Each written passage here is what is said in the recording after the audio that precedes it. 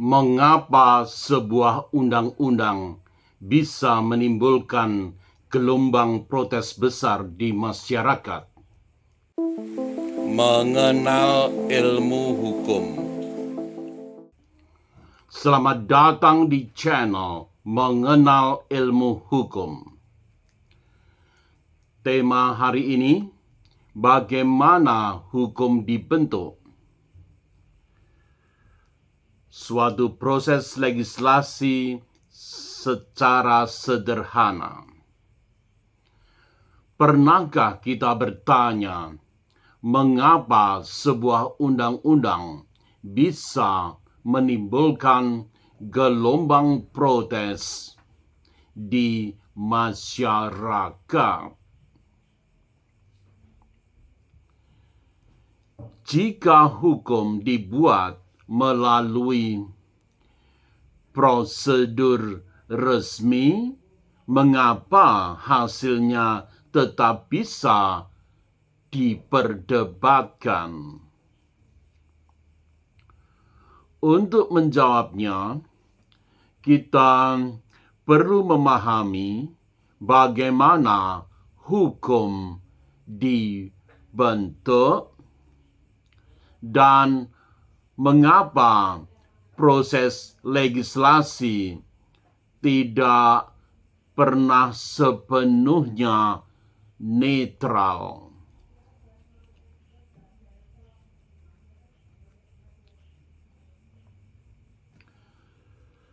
Pertama-tama, apa itu legislasi? Secara sederhana, legislasi merupakan proses pembentukan undang-undang. Dalam sistem hukum Indonesia, proses ini melibatkan Dewan Perwakilan Rakyat dan Presiden Republik Indonesia.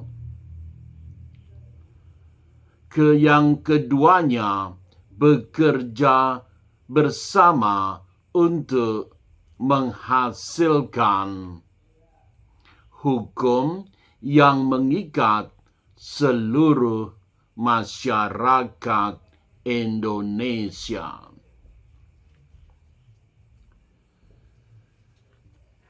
Tahap pertama, perencanaan.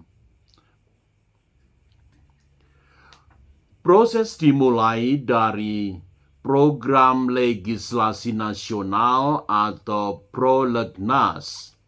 Di sini ditentukan isu apa yang dianggap penting untuk diatur dalam undang-undang.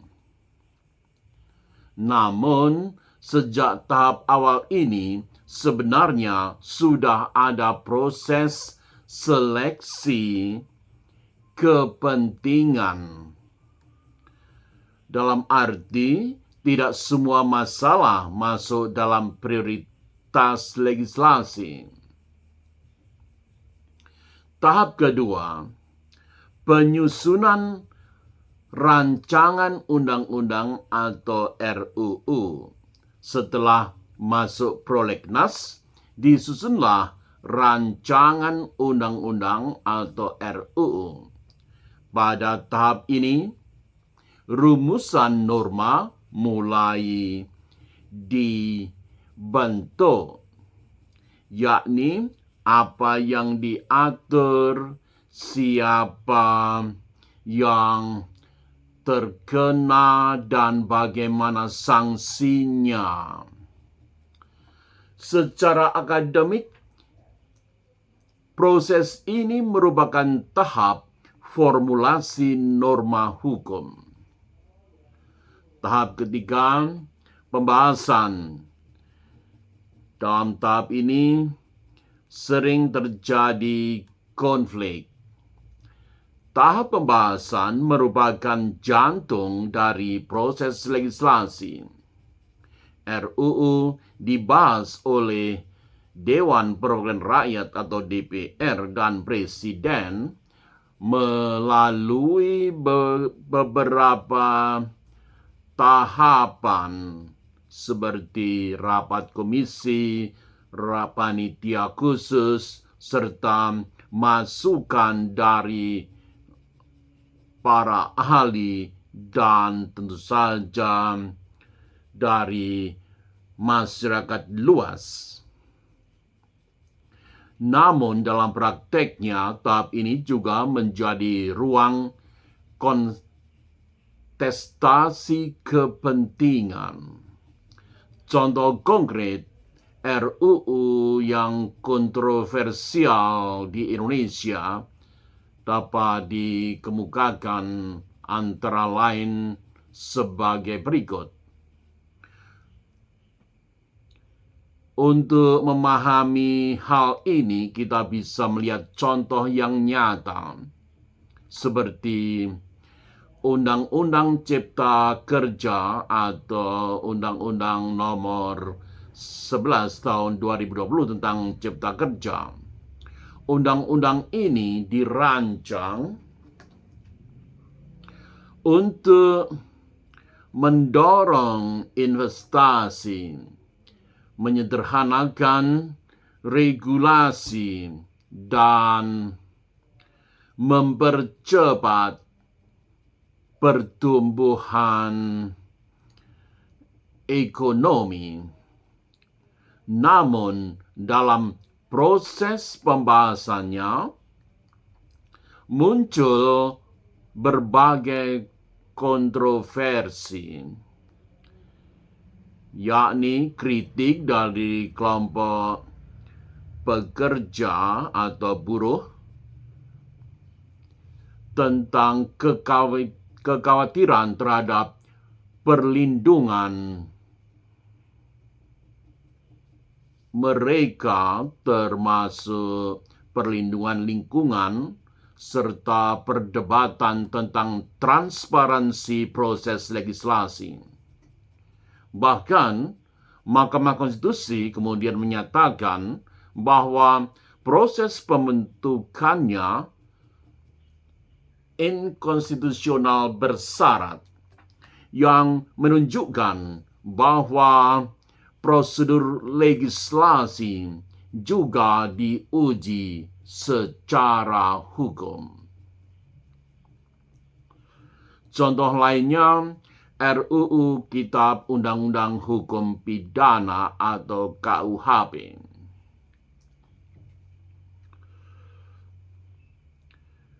Pembaharuan KUHP yang akhirnya disahkan menjadi Undang-Undang Nomor 1 tahun 2023 tentang Kitab Undang-Undang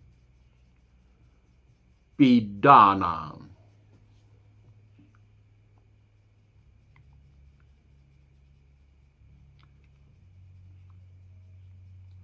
Undang-Undang Nomor 1 tahun 2003 tentang Undang-Undang Hukum Pidana.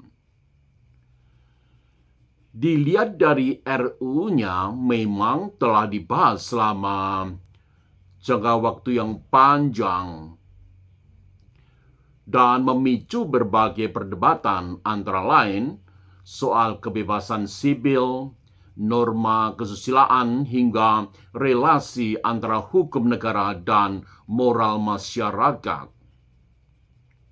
Kasus ini menunjukkan bahwa legislasi bukan hanya soal teknis hukum, tetapi juga soal nilai dan bahkan ideologi. Tahap 4, pengesahan. Setelah melalui pembahasan panjang, RUU yang disepakati selanjutnya disahkan menjadi undang-undang.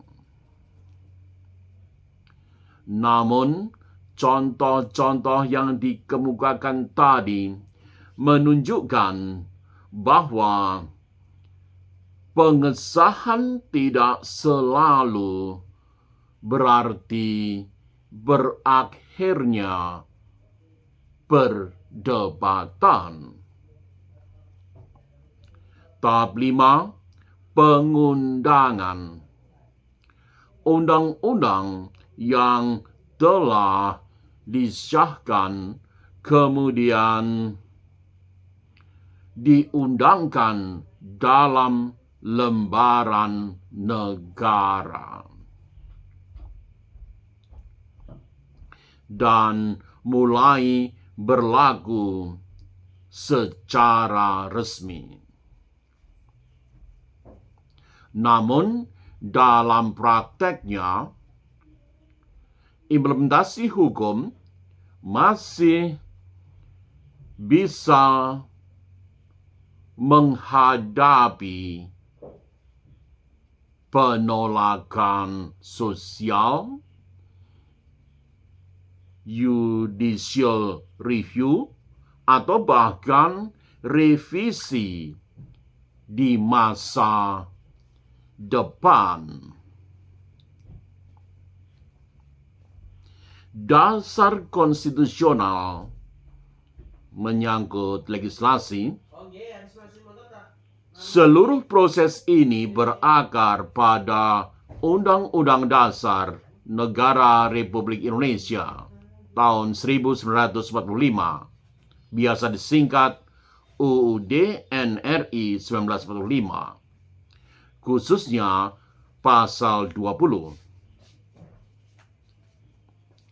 Inti pasal 20 ini menyangkut kekuasaan Dewan Perwakilan Rakyat membentuk undang-undang serta peran presiden dalam pembahasan dan pengesahan. Dalam pasal 20 UUD NRI 1945 ada 5 ayat. Di sini dikutipkan ayat 1 dan ayat 2. Ayat 1, Dewan Perwakilan Rakyat memegang kekuasaan membentuk undang-undang. Ayat 2, setiap rancangan undang-undang dibahas oleh Dewan Perwakilan Rakyat dan Presiden untuk mendapat persetujuan bersama.